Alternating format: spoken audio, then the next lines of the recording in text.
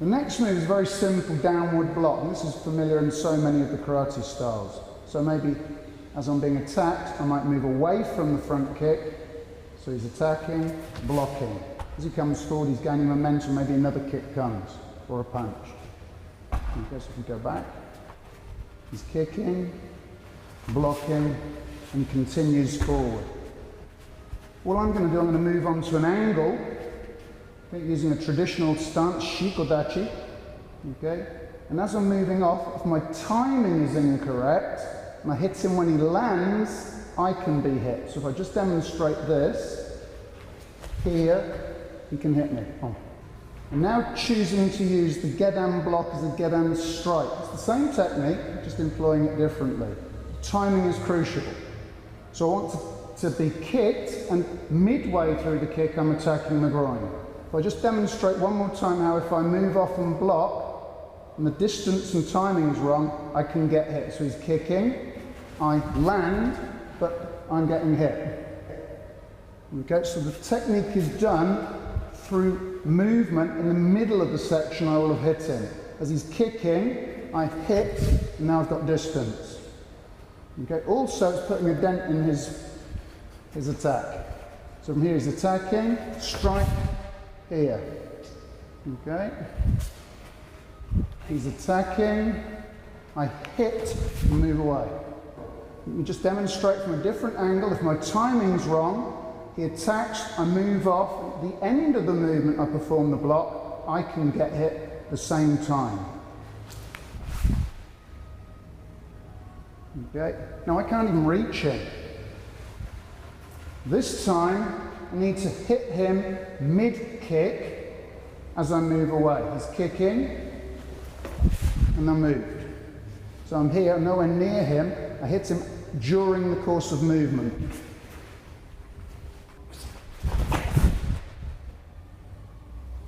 One more time. As a practitioner of Goju-ryu, that would be the third move of Gekisai-ichi. It's in Seiunshin and many other kata. The movement would be done from a punch here, moving and blocking and striking.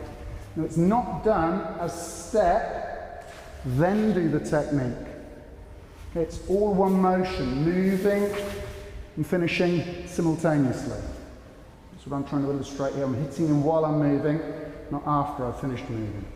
In Gekisai-ichi, that the practitioner is stepping back into Shikodachi, performing a downward block, a gedan block. Now, if the attack is kicking to my groin from here, you demonstrate the kick, okay? And if I then step and my timing is wrong, all I'm doing is substituting the front target for a sideways target. So I move to here, he's kicked me, and then I've done the block. This would be incorrect timing. So again, the whole motion, whether it be a block or a strike, is done as one movement here. Another detail in Seiunshin kata, here. This is not hitting, and this is hitting. Whereas this is hitting against, and I'm doing that quite hard, his body, he's quite happy. If I turn it here, I'm hitting the target this way.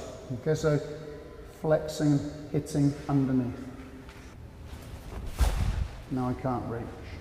So the movement was done halfway through the movement. The technique I wish to illustrate now is using the outside edge of my arm to block, and it's almost like a strike at the same time.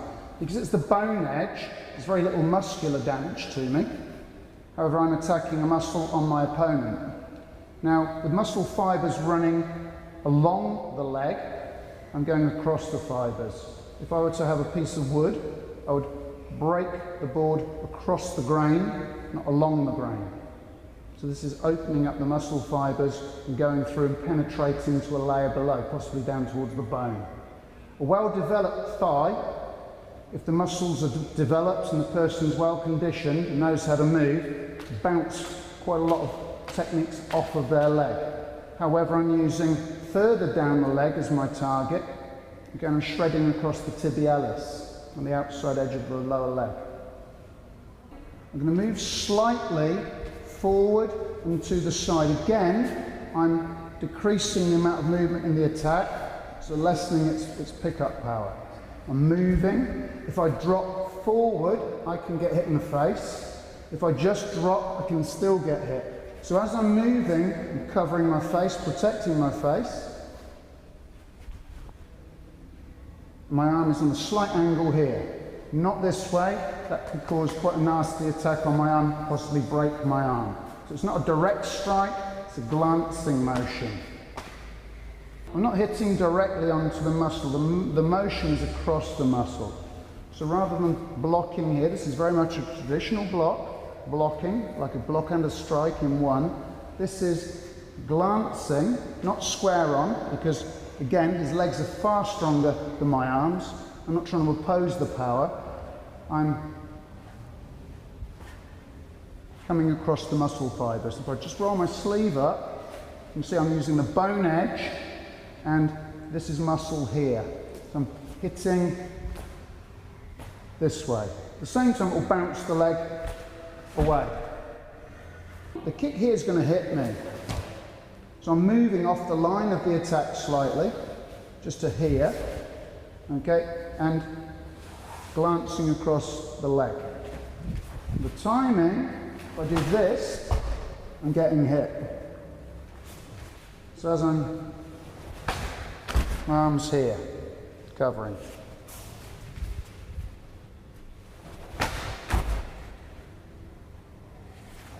Now it can lend itself to throwing.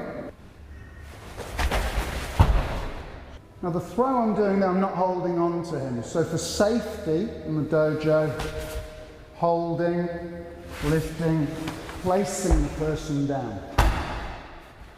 More experienced karateka or martial artists would know how to land, therefore I'm not holding him, just throwing him straight to the floor.